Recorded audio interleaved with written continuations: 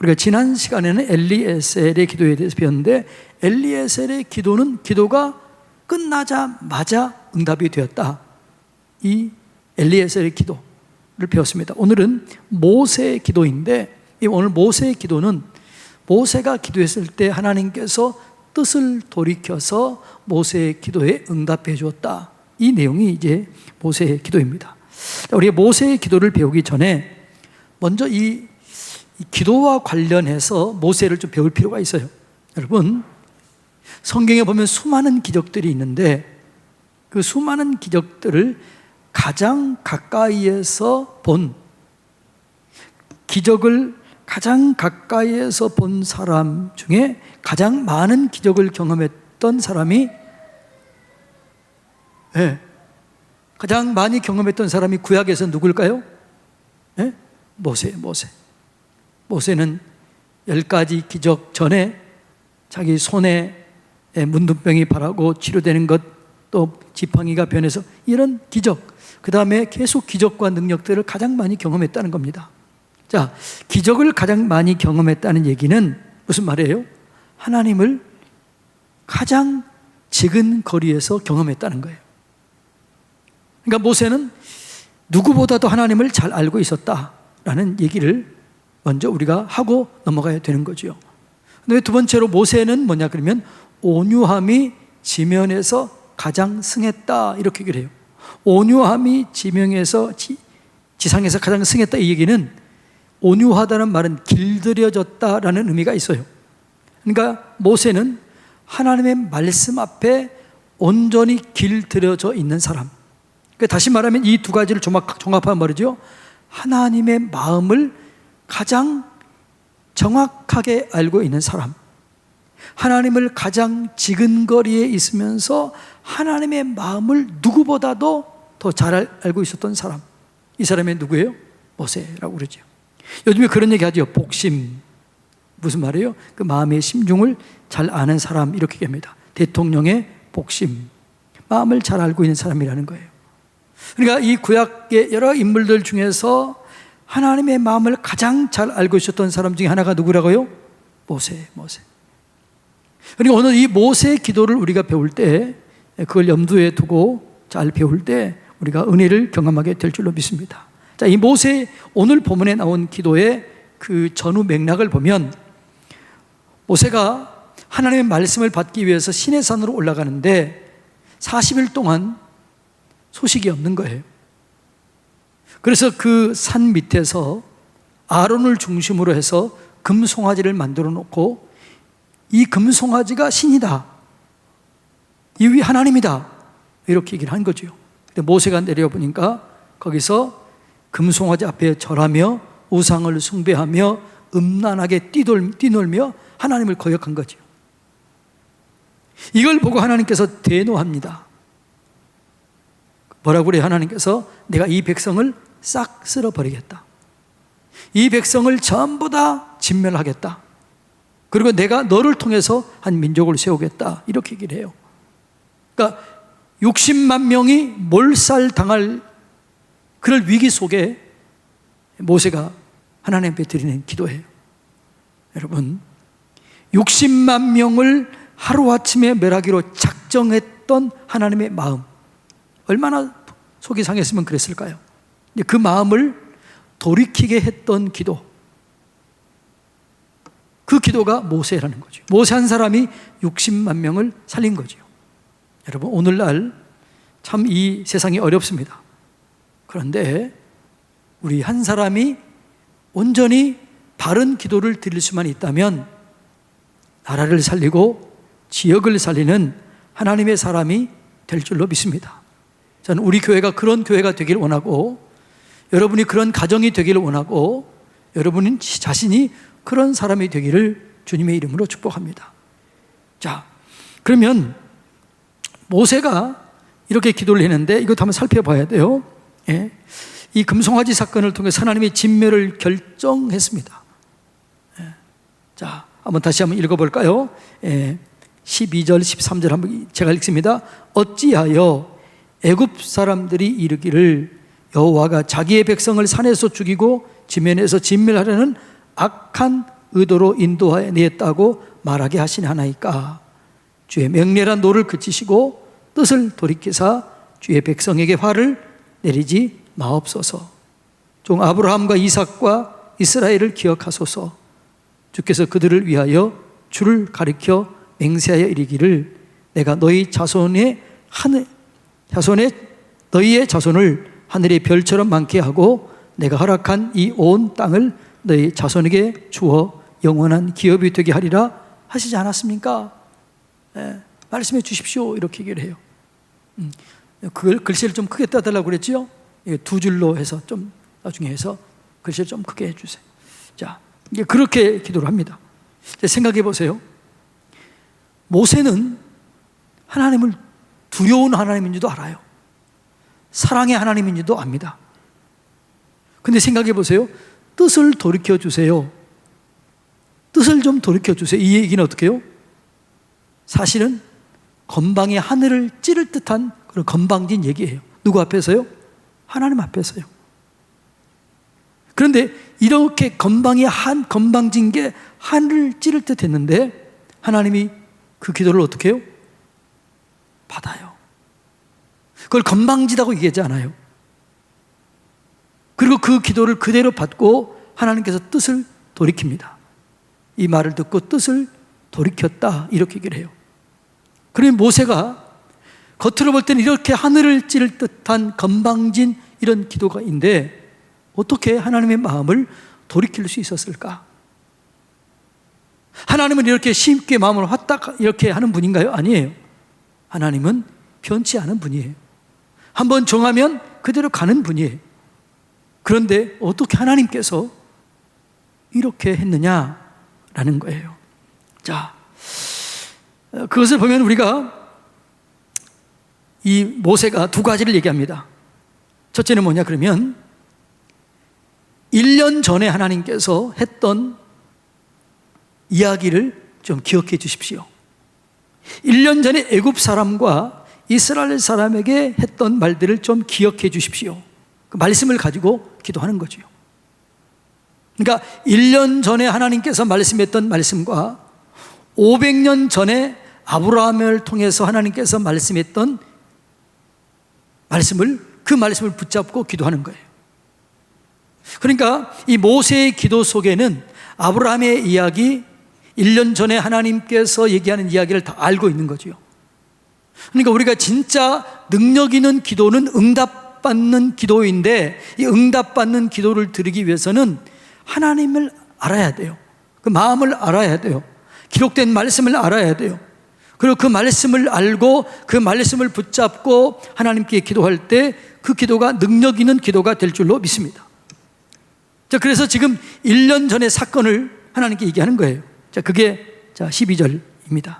어찌하여 애굽 사람들이 이르기를 여호와가 자기 백성을 산에서 죽이고 지면에서 진멸하려는 악한 의도로 인도해 내었다고 말하게 하시려 하나이까. 이 말은 지금 몇 년 전의 일이에요, 지금요? 1년 전의 일이에요. 1년 전에 하나님께서 10가지 재앙, 마지막 장자 재앙을 통해서 이스라엘 백성들을 구원해냈어요. 내가 이 사람들을 건져내서 예배드리는 그런 민족을 세울 것이다. 이렇게 얘기를 누구한테 한 거예요? 이스라엘 백성들에게 한 겁니다. 네. 그리고 애굽 사람에게도 한 거예요. 하나님께서 지금 이 말씀을 좀 기억해 주십시오. 애굽 사람에게 이게 다 기억하고 있습니다. 그런데 어찌하여 애굽 사람들이 이르기를 여호와가 자기 백성을 산에서 죽이고 지면에서 진멸하려는 악한 의도로 인도해 내었다고 말하게 하시려 하나이까. 주님께서 1년 전에 말씀했던 걸 기억해 주십시오. 1년 전의 말씀을 하나님 좀 기억해 주십시오. 그걸 붙잡고 기도합니다. 두 번째로 뭘 얘기하느냐 그러면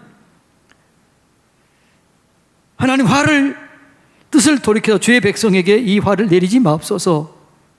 종 아브라함과 이삭과 이스라엘 자손을 기억하옵소서. 500년 전에 하나님께서 아브라함에게 말씀하지 않았습니까? 내가 너로 큰 민족을 이루고 너의 후손을 통해서 천한 만민이 복을 받겠다라고 그렇게 하지 않았습니까? 그리고 뭘 기억해요?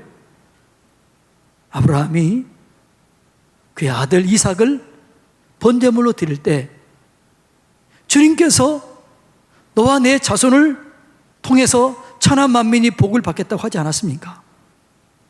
주여, 500년 전에 말씀하셨고 아브라함과 이삭과 야곱에게 말씀했고 1년 전에도 말씀했습니다. 하나님, 이 백성을 진멸하게 되면 하나님이 오해를 받게 됩니다. 하나님, 저는 하나님이 오해받는 것이 싫습니다. 하나님이 조롱당하는 것이 싫습니다. 하나님이 약속을 파기하는 분이라는 얘기를 듣기 싫습니다. 하나님이 능력이 없어서 여기서 멸망했다고 하는 그런 얘기를 저는 듣고 싶지 않습니다. 주여, 뜻을 돌이켜 주십시오. 이렇게 기도를 해요. 그러니까 지금 이 기도는 자기의 욕심을 위해서 기도한 게 아니에요. 자기의 유익을 위해서 기도한 게 아니에요. 오로지 이 기도는 누구의 영광을 위해서요? 하나님의 영광을 위해서 모세가 기도한 겁니다. 여러분, 우리가 기도할 때 이런 마음을 가지고 기도해야 될 줄로 믿습니다. 예. 그때 하나님께서 뭐라고 그래요? 자, 한번 볼까요? 14절 한번 띄워주세요. 14절. 14절 다 같이 읽습니다. 시작. 여호와께서 뜻을 돌이키사 말씀하신 화를 그 백성에게 내리지 아니하시니라. 참, 이거는 성경에 보면은요, 하나님이 뜻을 돌이켰다 이 얘기는 거의 별로 없어요. 죽이기로 작정하고 멸망시키기로 작정한 사람들은요, 반드시 하나님께서 말을 성취하십니다. 그런데 지금 모세의 기도를 듣고 하나님이 뜻을 돌이키고 이 백성을 살려줘요. 예. 여기에 놀라운 이 역사가 있는데, 이건 뭐냐 그러면 그 하나님의 마음을 알아야 돼요. 근데 사실 하나님은 진멸하고 싶은 마음이 진짜 그래요. 그런데 진짜 마음은 어때요? 진짜 마음은 아니라는 걸 누가 알아요? 모세가 알아요. 그래서 모세가 하나님께 얘기하는 거예요. 하나님, 그러니까 차마 우리는 그렇잖아요. 누가 막 애가 잘못하면 좀 때리고 싶어요. 그런데 누가 말려주기를 원해. 제가 볼 땐 그런 것 같아요. 모세가 하나님의 마음을 안 거예요. 하나님 가장 가까이에서 지내다 보니까 하나님 마음을 알아요. 하나님, 뜻을 좀 돌이킬 수 없습니까?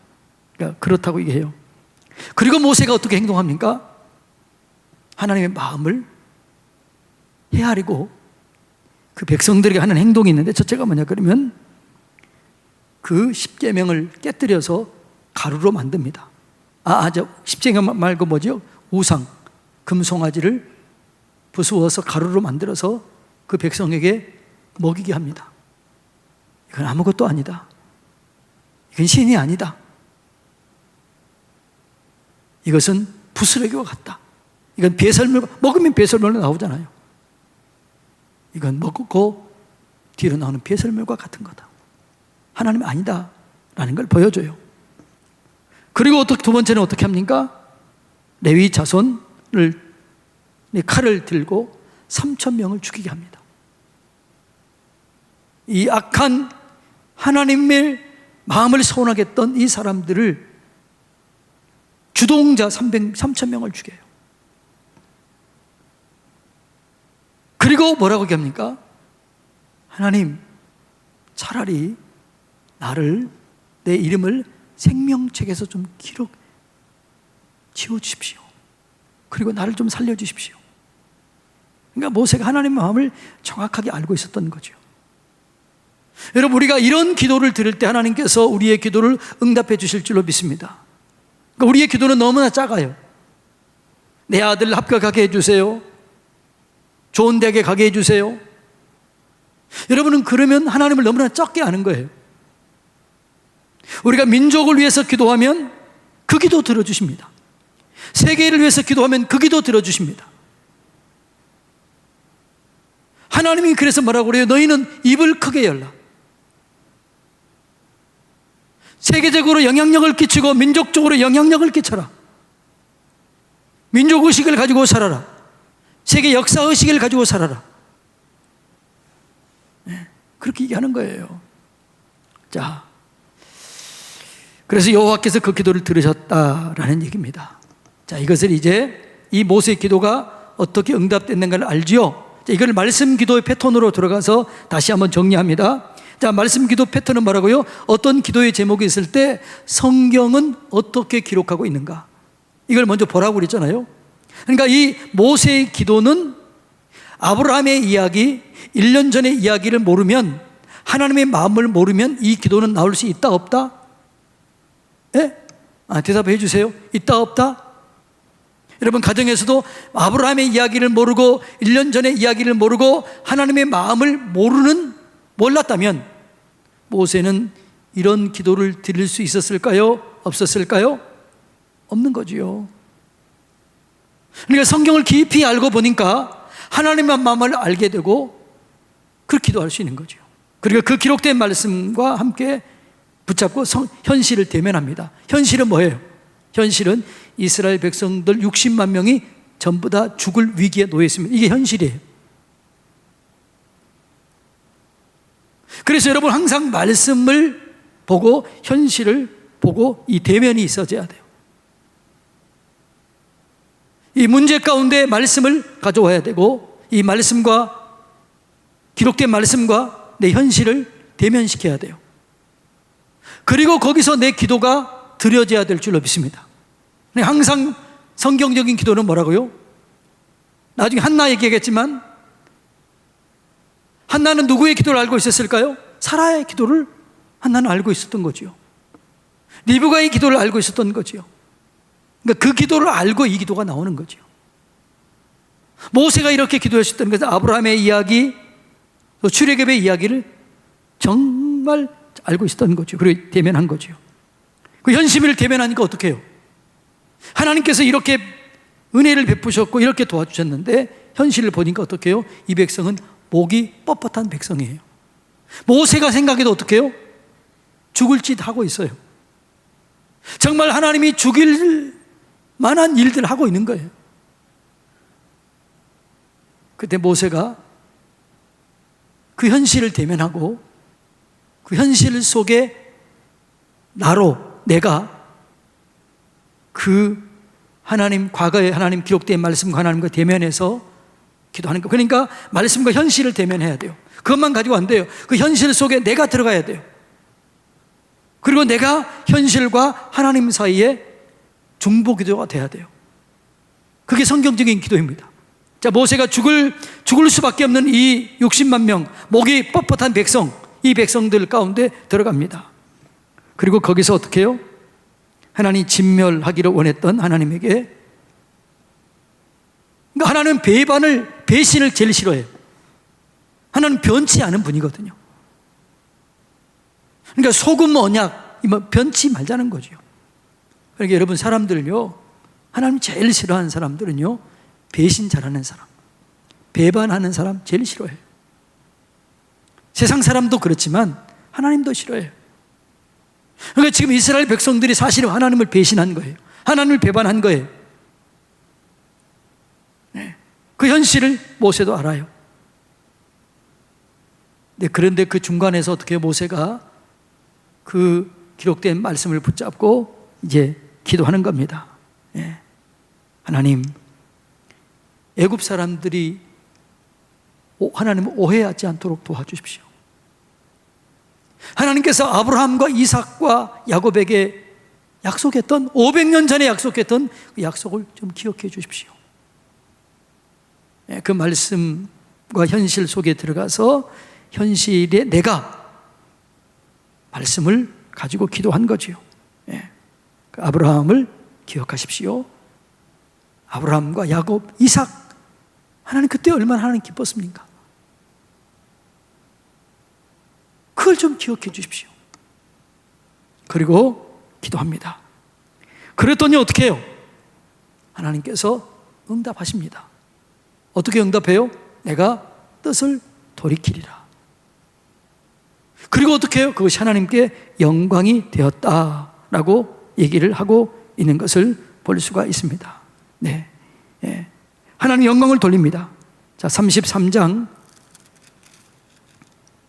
자, 한번 볼까요? 33장 14절로 18절 한번 볼까요? 자, 13절부터 한번 읽어볼까요? 33장 13절로 18절까지입니다. 내가 참으로 주의 목전에 은총을 입어 싸우면 원하건대 주의 길을 내게 보이사 내게 주를 알리시고 나의 목전에서 은총을 입게 하시며 이 족속을 주의 백성으로 여기소서. 여호와께서 이르시되 내가 친히 가리라. 내가 너를 쉬게 하리라. 하나님 어떻게 용서하지만 가지 않겠다고 또 그랬거든요. 하나님 안 가면 나 안 갑니다. 또 얘기하는 거지요. 자, 15절입니다. 모세가 여호와께 아뢰되 주께서 친히 가지 아니하시려거든 우리를 이곳에 올려 보내지 마옵소서. 나와 주의 백성이 주의 목전에 은총 입은 줄을 무엇으로 알리이까? 주께서 우리와 함께 행하심으로 나와 주의 백성을 천하 만민 중에 구별하심이 아니니까. 여호와께서 모세에게 이르시되 내가 말하는 이 일도 내가 하리니 너는 내 목전에 은총을 입었고 내가 이름으로 너를 알미니라. 18절 읽습니다. 모세가 이르되 원하건대 주의 영광을 내게 보이소서. 하나님께 영광 돌리게 하여 주시옵소서. 그러니까 모든 기도의 응답은 마지막 뭐가 돼요? 하나님께 영광이 되어야 될 줄로 믿습니다. 예. 그러니까 이 모세의 기도를 통해서 우리가 깨달은 게 뭐냐 그러면 모세는 이 기도를 드리기 전에 하나님의 마음을 먼저 헤아려요. 하나님의 마음이 어떻다는 걸 알아요. 하나님의 말씀 가운데서 어떻게 일을 행하셨던 걸 알아요. 그리고 그 말씀을 붙잡고 기도합니다. 하나님의 마음을 헤아리고 기록된 말씀을 의지해서 기도합니다. 그리고 응답을 받고 하나님께 영광을 돌립니다. 자, 이것이 모세의 기도입니다. 자, 다시 한번 정리해 볼까요? 자, 모세의 모세는 어떤 사람이라고요? 기적을 가장 많이 경험했던 사람이다. 그래서 하나님과 가장 가까이서 지근거리에서 하나님의 마음을 알고 하나님의 뜻을 헤아렸던 사람이다. 그는 하나님 말씀에 늘 길들여져 있던 사람이다. 이 말은 무슨 말이에요? 하나님과 친밀감을 가지고 있었던 사람이다. 그리고 하나님의 마음을 누구보다도 더 잘 알고 있었던 모세였다. 그래서 그 마음을 알고 그 마음 속에 들어가서 말씀을 붙잡고 기도하는 거죠. 제가 그런 생각이 들더라고요. 모세의 이 기도를 듣고 우리 하나님이 얼마나 기뻐했을까. 때로는 이제 그런 때도 있죠. 제가 이제 담임 목사잖아요. 어떤 이제 부목사들 중에서 여러분이 있잖아요. 어떤 부목사들은 제 마음을 진짜 아는 것 같아. 담임 목사의 심정, 담임 목사의 그 마음을 아는 사람도 있고 모르는 사람도 있어요. 제가 말은 안 해요. 저 목사님은 알고 있구나. 내가 뭘 원하는지 알고 있구나. 예. 그 아는 사람이 있어요. 그러면 제가 어떻게 속으로 굉장히 기뻐요. 그래. 어떻게 내 마음에 이렇게 그거 나를 위한 게 아니고 하나님과 사이에서 내 마음을 안다는 거죠. 제가 그런 부목사를 만나면 기쁨이 있어요. 즐거움이 있어요. 그런데 하나님은 저보다 훨씬 더 행복했던 것 같아요. 누구를 만나고요? 모세를 만나고. 왜 모세를 만나고 그렇게 기뻐했다고요? 하나님의 마음을 정확하게 읽어내는 거예요. 하나님의 뜻을 정확하게 알아요. 그리고 하나님의 영광을 드러내길 원해요. 하나님의 영광이 떨어진 걸 원치 않고 하나님이 모든 사람들에게 오해받는 걸 원치 않아요. 하나님의 말씀의 성취가 이루어지길 원하는 거예요. 그 마음을 알고 기도했더니 하나님께서 모세의 기도를 들어줬다.